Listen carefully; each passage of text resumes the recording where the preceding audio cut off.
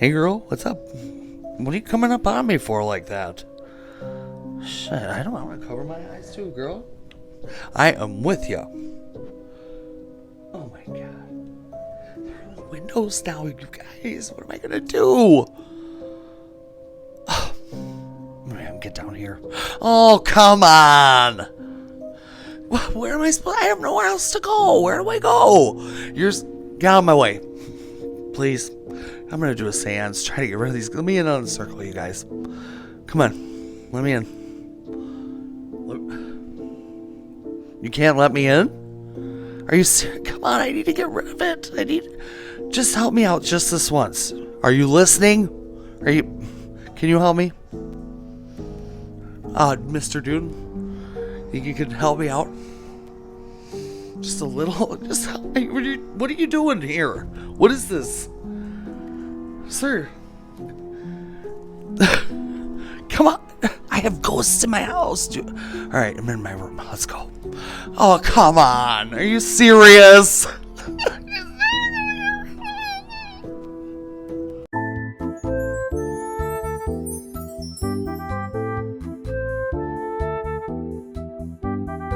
Yeah.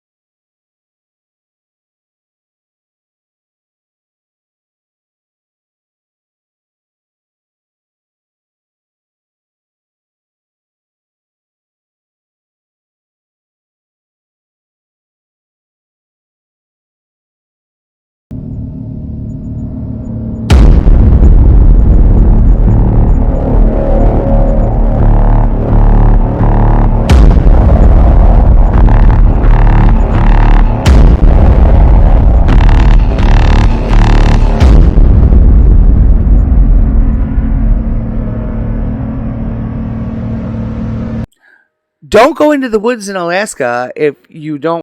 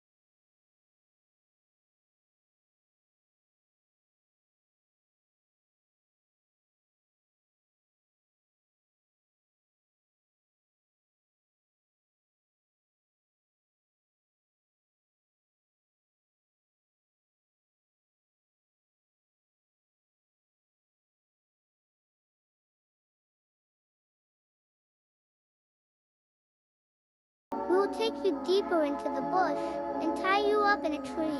Then we will throw rocks at you poke you, laugh at you, and leave you to the wild wolves and bears to return you to Mother Nature. So if you're ever in Yupik territory, be respectful and do not disturb our lands. And always remember,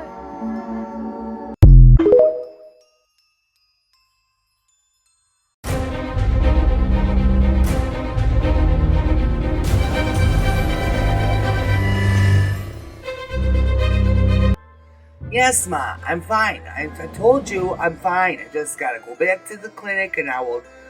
Yeah, I go there on Monday.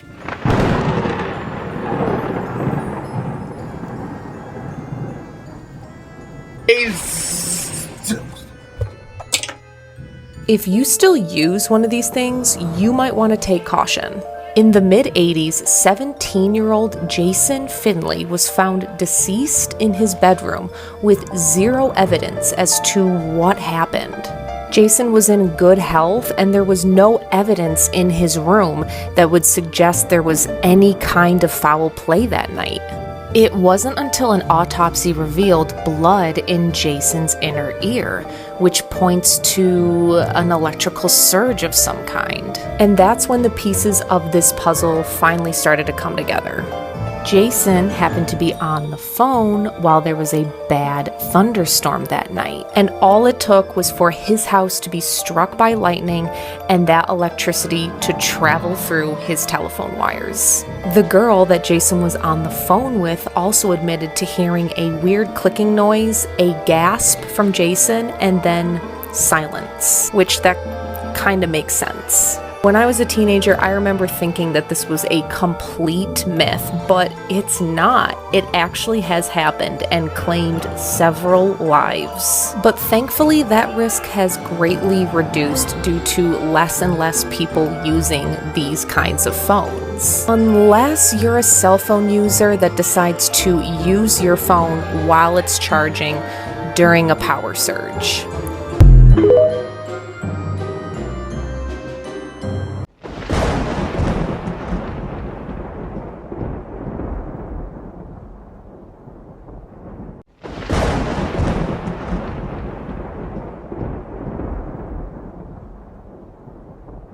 Mannequins have always kind of creeped me out. I don't know about you guys, but I've always kind of felt like this urban legend that we're going to show you a TikTok on, that I've always kind of felt like mannequins might possibly be a mummified person. And in this urban legend, my thoughts are true, which is crazy. I never thought it would actually be true. Anyways, there's this little store. Apparently, a mummified woman was one of the mannequins in this little store.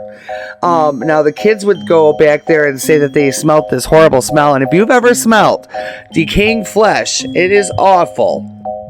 And I have, because I used to help out with autopsies in Illinois.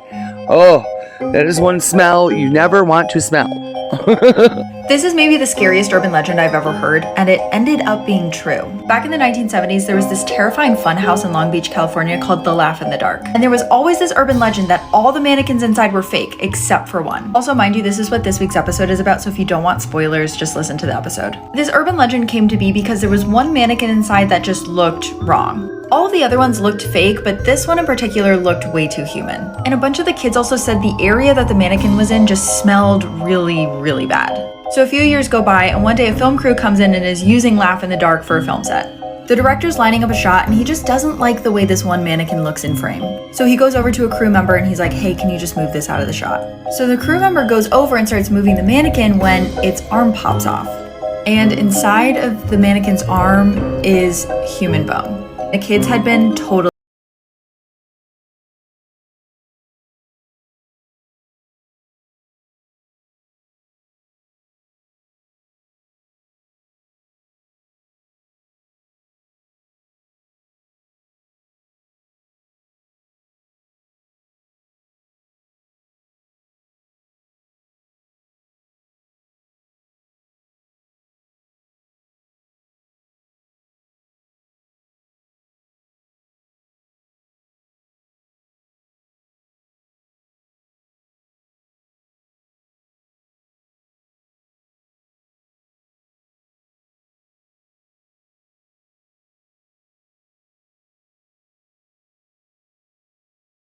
her to keep her alive. She did.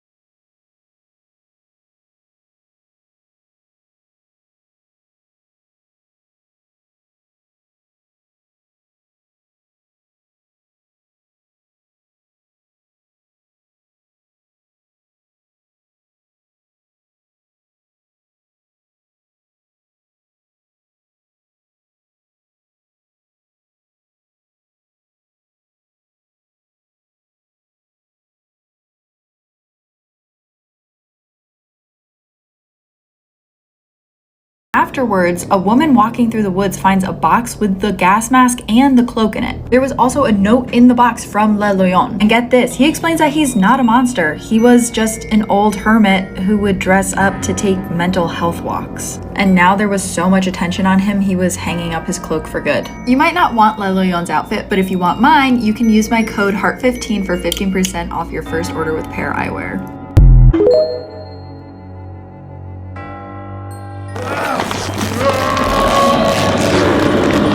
Have you guys heard of Sauce 90 and the Sirens? You remember that video that was going viral for a while of Sauce 90? He's a fisherman and he was on the boat and he could hear the sirens. Well, he thought it was sirens.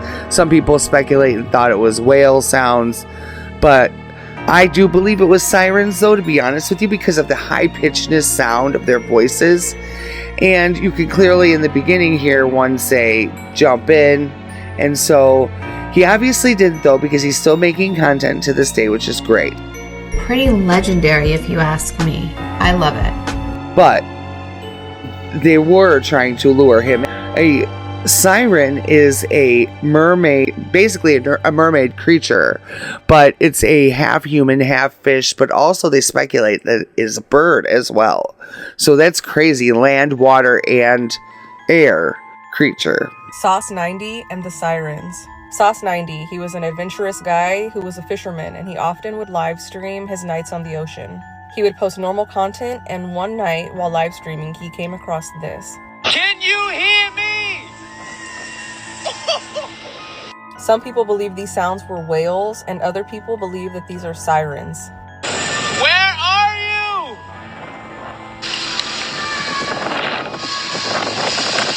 I can't hear it. Oh. That one echoed a lot. That one echoed from the other side of the damn road. Can you sing for me? When Sauce was live streaming, his video was banned, and a lot of people thought that something happened to him. People were thinking that the sirens successfully lured Sauce into the water, and that was the end of him. The two things that you guys pointed out to me in this video was the big light coming up from underneath the water, and how in the beginning it sounds like it said, "Jump for me." Yeah, he also saw UFOs while he was working in the ocean. And in case you're not sure, sirens and mermaids are two different things. Where mermaids are half human, half fish, sirens are also half human, half fish, and sometimes they're said to be part bird as well.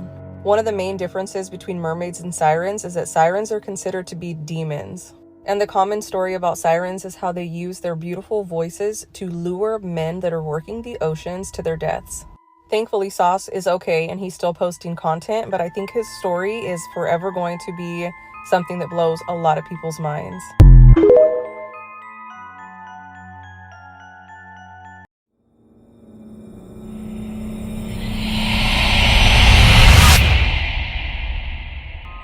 Raku Rakobi, I believe I'm saying that right, Japanese urban legends. They're basically called the long necks. These women had superpowers. They were women with long necks. They would be completely normal by day, and then by night, their necks would stretch out to look like a snake almost. And they would use that ability to be able to unalive people by strangulation. Watch this video and tell me what you think about this.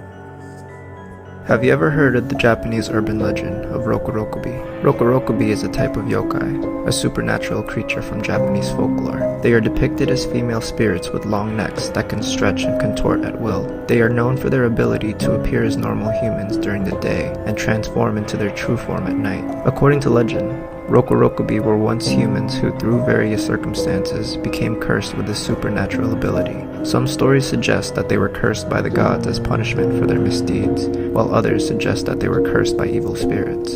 Rokurokubi are often portrayed as seductive women who lure men to their deaths, using their long necks to wrap around their victims' necks and strangle them. Other legends describe them as mischievous spirits who delight in scaring people and causing chaos. Despite their sinister reputation, not all Rokurokubi are evil. Some stories depict them as victims of their curse, longing to be freed from their supernatural affliction. Others show them as helpful spirits who aid humans in their time of need.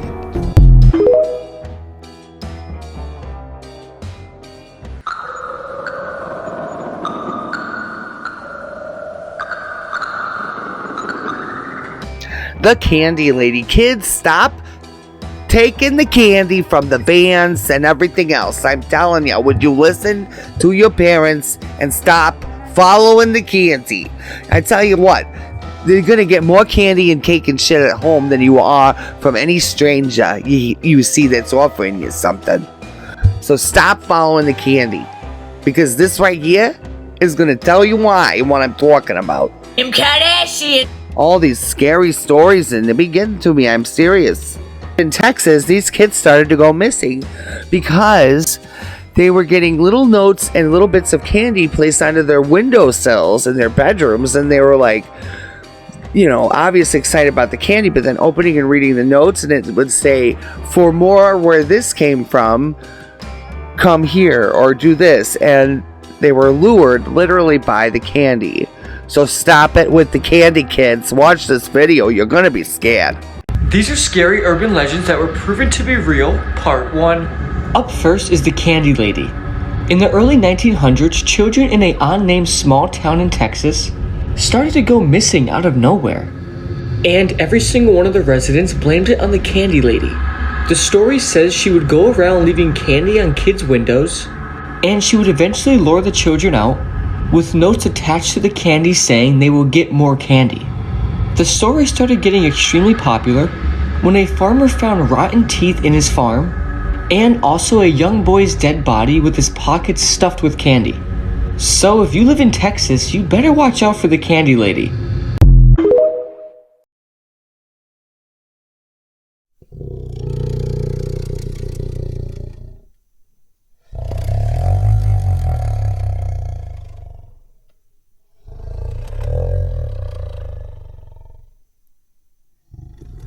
Walking Sam, like the boogeyman. He would wreak havoc on teenagers, you silly kids. He would convince these teens that they were worthless. He would convince them that they were worthless so that they would unalive themselves. I wonder if he's the one that's been convincing me that I'm worthless. Oh, I'm not a teenager.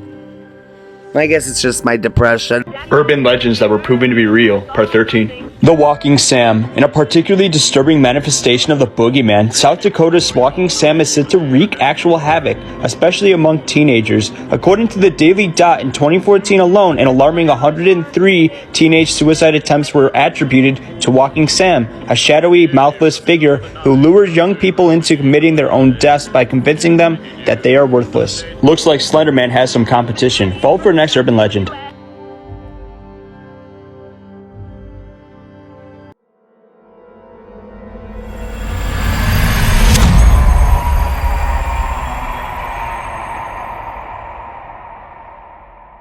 A man living in the woods and then breaking into people's homes, stealing their food. Okay, now the last guy we talked about who was in the woods had a gas mask on. He wasn't stealing nobody's food. But this guy here, he was living in the woods in Maine for years. 30 years, they said. He was living in the woods and going into people's homes all them 30 years and stealing their food. They thought that they were just losing their minds at first, until someone put a security camera in their home, and then they realized, oh, it's not a joke, it's actually pretty serious. You know, they said to look at him, you would never think this, but at the same time, so watch this video and tell me what you think about it and what you would do in this situation. This is one of the creepiest urban legends I've ever heard, and it ended up being true. So for like 30 years in Maine, there was this urban legend that there was a man who had lived in the woods for decades and would break into people's houses as they slept. Also, all of this is coming from this week's episode, which is about terrifying true urban legends and is part of our Dark Summer series. This legend basically started because in this one community in Maine, people would wake up in the morning to find that their fridges were empty. And so they all started joking with each other that there was someone breaking into their homes at night and just taking food from their fridge. And it was a huge joke until someone put up a security camera one night. And this is the video that was captured, and before you say anything, I don't know why it took them so long to put up security cameras. Everyone was shocked, not only because the rumor was true, but because this didn't look like a hermit that lived in the woods. It looked like it could have been one of their neighbors. But the crazy thing is, no one knew who this guy was. They put up flyers with his face on it, and no one in all of Maine recognized him. And it wasn't until almost 20 years later that they actually figured out who it was. His name was Christopher Knight, and he was a hermit living in the woods of Maine for 27 years. But here's the thing, it's not like he was stealing valuables from the neighbors. He was only stealing food, and he only took what he needed. So what do you think? Was he a bad guy? And make sure you listen to this week's episode wherever you get your podcasts.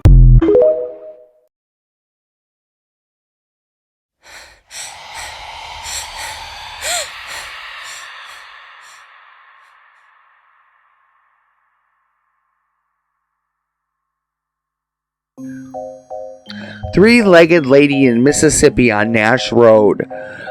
This poor woman's daughter was unalived, apparently, by a serial killer.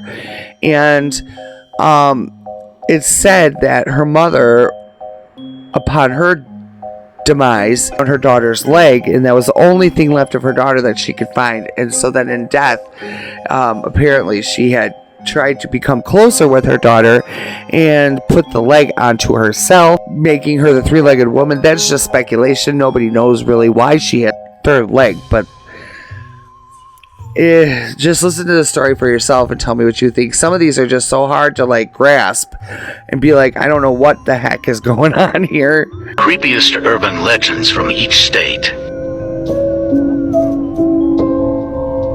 Mississippi.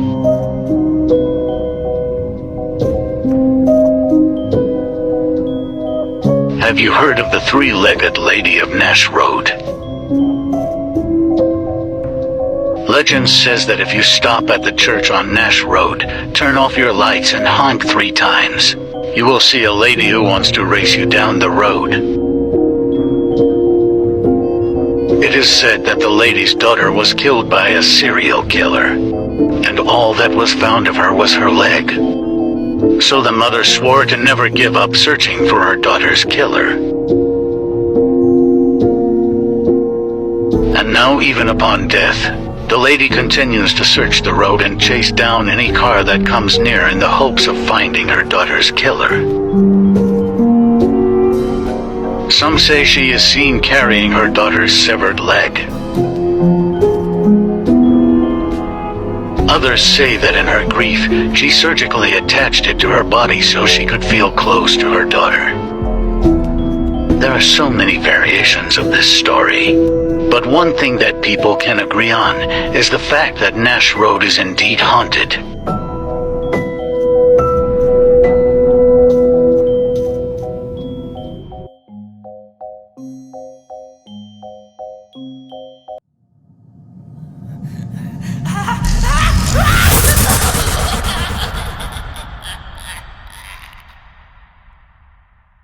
So we have Peppa Pig. I didn't know there was an urban legend about Peppa Pig, but apparently there's a big one, and this one's really off. But Peppa was sickly growing up, apparently because at the hands of her mother, who was an addict and used while she was pregnant, or something like that.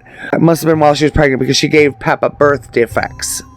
Okay, which made it so that Peppa Pig's both of her eyes were on one side of her face. Her father tried to make her normal because he was upset with her for being ill. Why? I don't understand that, but anyways, he tried to create a hole for her other eye to go on the other side of her face, and that apparently did not work out for him.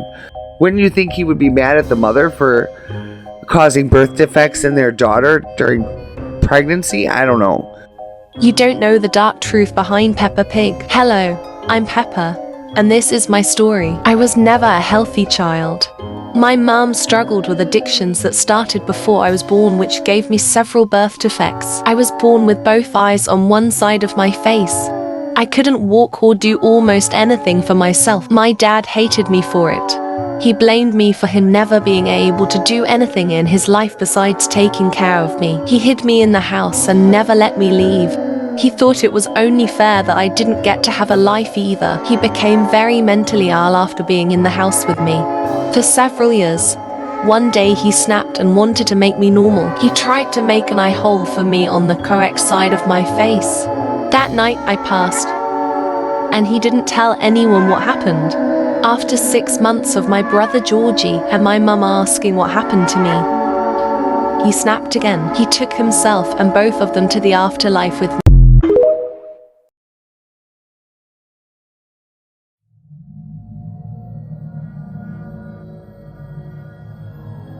Highway 36 in central Arkansas. Around Halloween time, people have seen a woman in a white dress. People would stop to give her a ride, but then things would end up getting very strange. The driver put a little jacket around her shivering shoulders and drove her home, only for her to disappear the second they arrived at the location. So that's pretty crazy, but you know, that seems to be a urban legend in a lot of different areas. I know we have that same kind of urban legend actually near where I live at this haunted cemetery, in which I will be going to investigate. I'm just trying to raise money to be able to go buy the equipment, or I'm saving money myself, but also, you know, through my Patreon, I was hoping if I got a couple people, it would help buy the equipment for the ghost hunt that I'm very shortly going to do. I'm working all the quirks out. I called the city to see if it's okay, if I needed to pay any kind of fee or anything like that, or if I could just freely go there. I just don't want anything to happen while we're there. You know what I'm saying? It's a very haunted location. In fact, a church was built there. It had to get torn down because the priest that had worked at that church had unalived himself by hanging in the side of the church, and because of that, everybody was going in there and doing like satanic rituals inside that church. To stop all of that, though, the fire department decided, let's create a learning experience out of this. The church is abandoned, let's just have a controlled burn and go from there. And they ended up putting a big bell right where the church used to be. And I remember one of the times that I went there, I sat down on the bench in front of the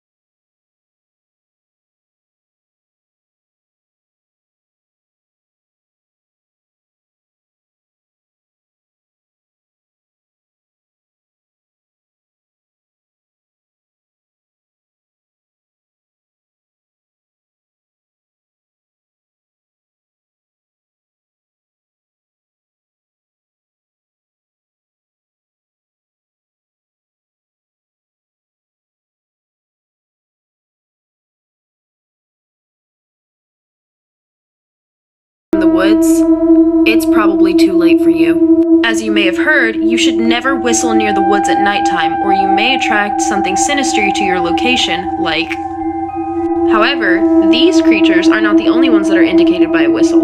El Salbón, also known as the Whistler, is said to have been a Venezuelan man who was doomed to become a damned soul after murdering his father, or father-in-law, depending on which version of the story you hear. According to one version of the legend, the man had been working on his father's farm when he received word that his pregnant wife had had her virtue questioned and was murdered by his father, or father-in-law. He became enraged and killed his father to avenge her death.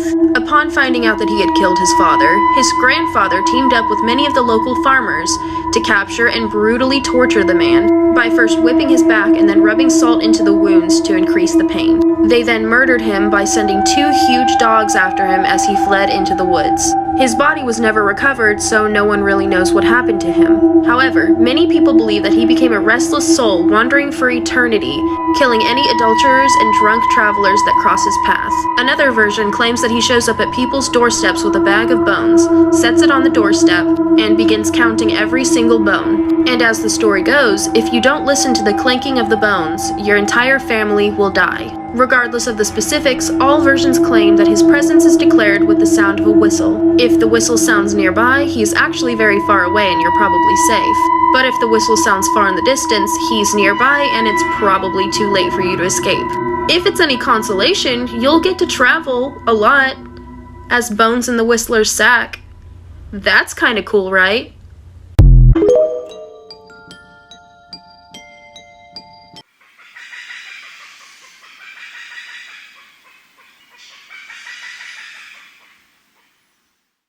When people die in the Angry War, what do you think happens to their spirits after they pass on? Especially if they weren't given a proper burial and they were just left there to pass. It's awful. They weren't given closure. Their families weren't given closure. They weren't able to say their goodbyes in any ways. So, of course, these spirits in their death, they're going to be very upset.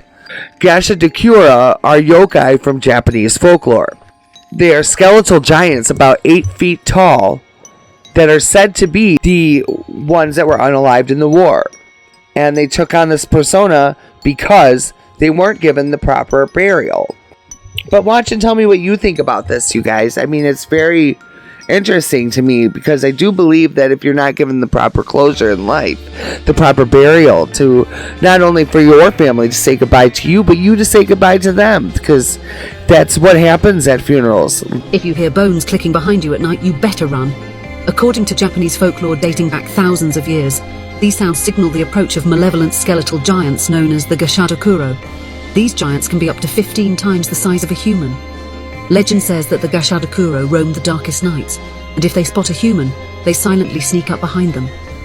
The last thing their victim hears is the clinking of bones and the chattering of teeth before the Gashadokuro crushes them with its skeletal hands and bites off their head to drink their blood.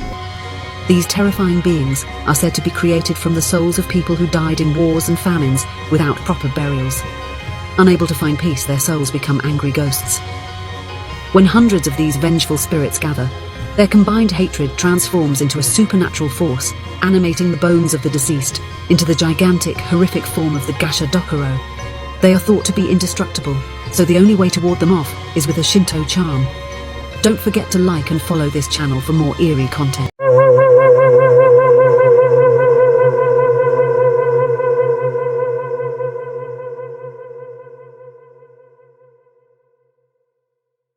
A 28-year-old woman was unalived by her man who was the father of her children. Now, a couple rented this motel room and they couldn't figure out what this awful smell was. That smell was so bad, they said especially by the bed. That raises a lot of flags to me, but I digress. Then many other people even stayed in the room, and even the maids were going in and cleaning the room, and nobody was noticing that her body was under the bed. Ugh. Let's talk about another one of the scariest urban legends that turned out to be true. On January 29th of 2010, a couple named James and Rhonda Sargent would check into the Budget Inn Motel in Memphis, Tennessee. They'd immediately be met with a stanky smell. They'd try burning incense and nothing really helped, and they said it was worse when they sat on the bed. They'd complain to the motel staff and then leave, and then weeks and weeks would go by with this room being rented multiple times, and then on March 15th, the body of Sony Millbrook would be found under the bed. Just 2 days before the couple checked in, 28-year-old Sony would be reported missing by her family after she failed to pick up the kids from school. Her body would be found inside the bed frame, and multiple people had rented this room and slept over her body, and even people had came in and cleaned the room multiple times. 38-year-old Lakeith Moody, who was the father of 4 out of her 5 kids, would be arrested for strangling her and leaving her there. He'd be sentenced to life in prison. But I don't know if this happened once, but it's happened multiple times. For example, in Florida, 1994, a 47-year-old will be found under the bed after a couple stayed the night, then they complained about the smell the next morning. At the Burgundy Motor Inn in New Jersey in 1999, the body of a 64-year-old will be found under the bed. Same thing happened. The couple stayed the night, then complained about the smell the next morning.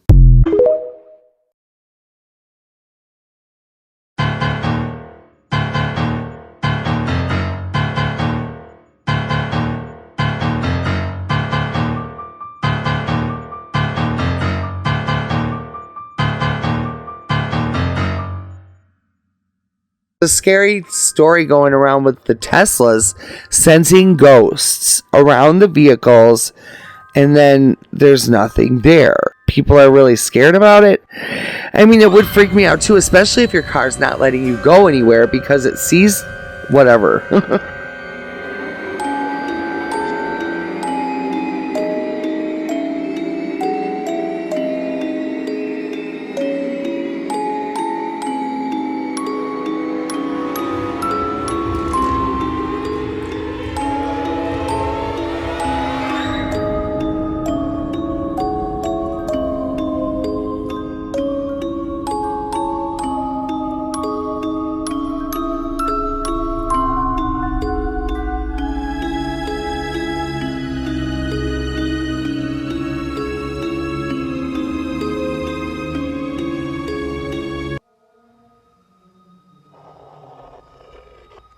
Beast of Bray Road.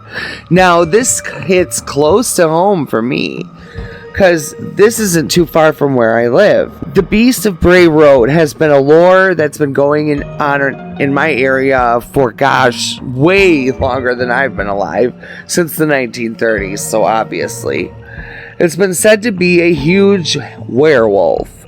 Someone's actually even hit this beast, and it chased her back to her car when she got out to try to see if whatever it was okay. And when she said she saw it, it was a huge man-like wolf, she said. And it's crazy to think that it's so close to home for me. Like, it's like, oh my God. They also don't want you walking at night down that road because there's no street lights and things like that. And so many people do try.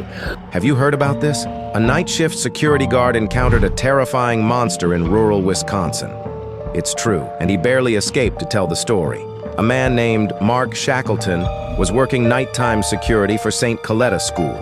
As part of his normal route, he was required to walk along the cemetery. It was a quiet night, and nothing seemed out of place. But as the clock struck midnight, he saw the outline of a man in the cemetery. He shined his flashlight in the man's direction and approached. As he got closer, he couldn't believe his eyes. This was no man at all. It was a giant, wolf-like creature. The creature was hunched over an Indian burial mound, digging fiercely. This was no ordinary wolf. It was massive. It seemed to be digging like a human. As Mark stepped closer, the beast sensed him. It stood upright on 2 legs and turned right at Mark. This creature was over 7 feet tall. It howled unlike anything Mark had ever heard before and began rushing towards him. Mark panicked. He closed his eyes and froze, but what happened next will truly shock you. Follow us and comment part 2 for more.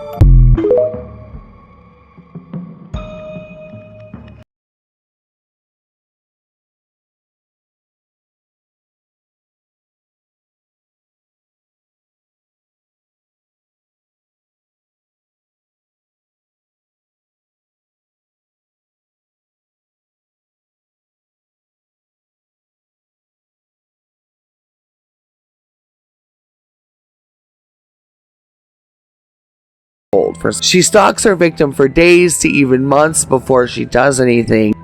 And then once she starts stalking you, though, you are dead for sure. Kuchisaki Onna?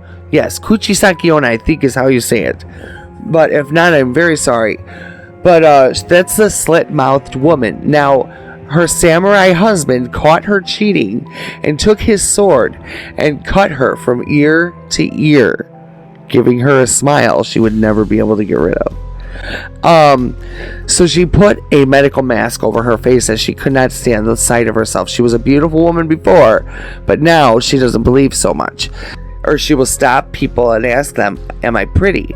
If they say no, she kills them. If they say yes, she removes the mask and asks them again, "Am I pretty?" If they say no, she unalives them. If they say yes, she cuts their mouth from ear to ear, just like hers. So you really can't win. Either way. She's being an asshole. Looks like she's messing you up regardless. Just saying. These are the scariest Japanese urban legends, part 3. This is Hachisaku-sama, also known as the 8-foot-tall woman. And she's definitely the scariest Japanese urban legend ever. She takes the form of an impossibly tall woman with a very deep voice. And she loves preying on children from the ages of 9 to 11. She wears a white dress with a white hat and no shoes. Hachisaku-sama stalks her victims for days before catching them, and sometimes up to months. But no matter what, if she's stalking you, you're dead 100%, because there is no way to escape Hachisaku-sama. Her main powers are teleportation and invincibility. So whatever you do, if you see Hachisaku-sama, just try and run. This is Kuchisaki Yona, also known as the slit-mouthed woman. She is a very dangerous demonic Japanese spirit. She is recognized by her horrible slit mouth that is covered by a doctor's mask. This happened because her samurai husband found out she was cheating. He slit her mouth with his sword so she wouldn't be pretty anymore. She then died and now roams the earth as a vengeful spirit. She hides behind walls and bushes to stalk students after school. She then goes up to one of the students and asks if she's pretty. If the student replies no, she will immediately kill them with her huge scissors. But if the student said yes, she would take off her surgical mask and ask again. If the student then says no, she would then cut them in half. But if they say yes, she would then cut their face just like hers. Kuchisaki Yona is extremely dangerous and I hope nobody ever sees her, because in my opinion, she might be the scariest urban legend of all time.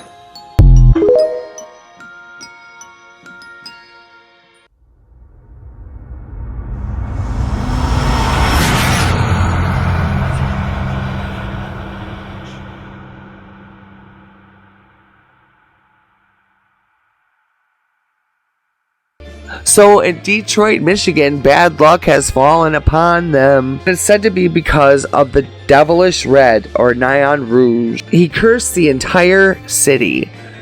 Antoine Moth Cadillac, that's a good crazy name, was warned by a fortune teller that he would come face to face with Neon Rouge, and that he was supposed to be very respectful and very nice, but he didn't listen. You guys, Listen. Instead, he hit him with his crane and he said, "Get the hell out of my way." When he was put face to face with him, the city became cursed. That's when the city became cursed. Oh yeah. Scary creatures in American folklore. It's said that since the city of Detroit was founded in Michigan, bad luck has befallen the area. It's all because of the devilish red imp known as Nine Rouge. And it's said that he cursed the entire city. Folklore suggests that Detroit's founder, Antoine de la Motte Cadillac, was warned by a fortune teller that he would become face to face with the Nine Rouge and he would have to treat him with the utmost respect and attention. Except this information came straight through this year and right out the other. Because when he finally met up with this creature, he hit him with his crane and told him to get out of his way. This is when the angry imp cursed the entire city of Detroit and Cadillac as well. Shortly after, Cadillac would lose his fortune and have to move back to France. But misfortune still occurred in the city. It said that in all of the disastrous events that happened in Detroit, the Nine Rouge could be spotted just before each event. It also been seen there in Detroit's riots of 1967 and 1976's ice storm that caused electricity to go out for days.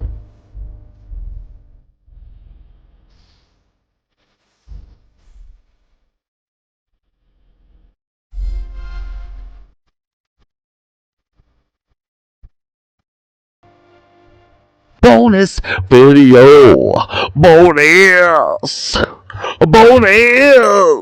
Okay. scary urban legend about the Goat Man. Can you imagine seeing a goat man, half goat?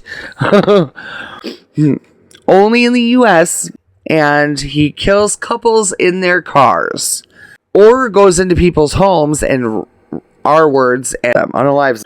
But he was supposedly created by a mad scientist. Just tell me what you think about this story. I mean, this is just wild. I don't even know. I can't even wrap my head around it being the truth. Anyways, thank you guys for coming to my video today.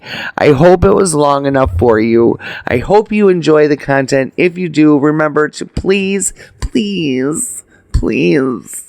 like and subscribe. I can't keep begging you guys every single time I make a video. You know, it's just too much. You make me have to have therapy, you know? I'm just teasing you. I just love you guys. I'm so grateful for the ones that I do have, and I can't wait to have more, to build this wonderful community like I've always said, and I can't wait to interact with you all and just watch us grow together, because this isn't just me. I am being used as a vessel to be spoken through. I also believe wholeheartedly that you guys are just as much a part of my channel as I am. You guys bring just as much joy to me as I bring to you, I hope, and I love you with all my heart. Have a wonderful day. Don't be a freaking asshole. I'm calling your mother. I got her number.